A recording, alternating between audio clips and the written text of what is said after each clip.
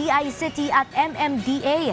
May handog na 24/7 free Wi-Fi sa mga pasahero ng Pasig River Ferry Service. Ilang mga parke at palengke susunod na lalagyan. Si JM Thompson sa sentro ng balita.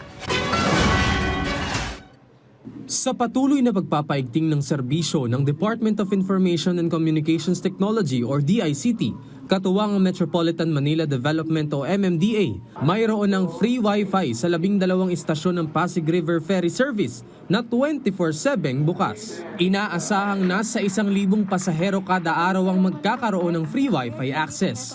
Ayon kay DICT Secretary Henry Aguda, malaking bagay ang ganitong serbisyo para sa mga commuter. Lalo't parte na ng pang-araw-araw na pamumuhay ng tao ang internet.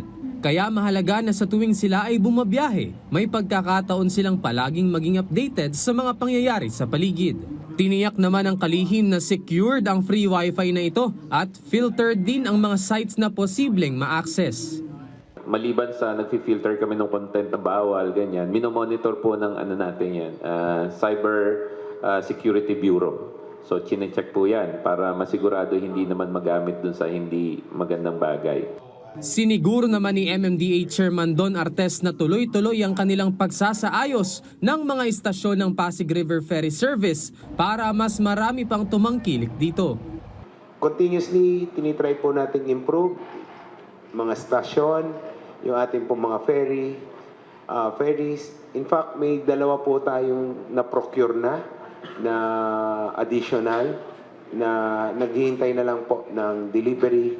Kaugnay rito, mayroon ding natanggap ang ahensya na electric ferry mula sa Department of Science and Technology na gawa mismo sa ating bansa. Sa pagtutulungan ng DICT, MMDA at ng lokal na pamahalaan ng Pasig, inaasahang magkakaroon na rin ng free Wi-Fi sa mga parks at palengke sa lungsod. Ayon kay Mayor Vico Soto, malaking tulong ito sa mga Pasigenyo dahil sa panahon ngayon, maraming bagay ang napapadali ng pagiging konektado. Sa mga panahon ngayon, ang connectivity ay hindi na lang po isang luxury, kundi isa rin pong necessity. Kailangan po natin sa pag-aaral, kailangan sa trabaho, at pati sa pag-relax, kailangan din po ito. Naging kasama na to sa buhay natin. JM Thompson para sa Pambansang TV sa Bagong Pilipinas.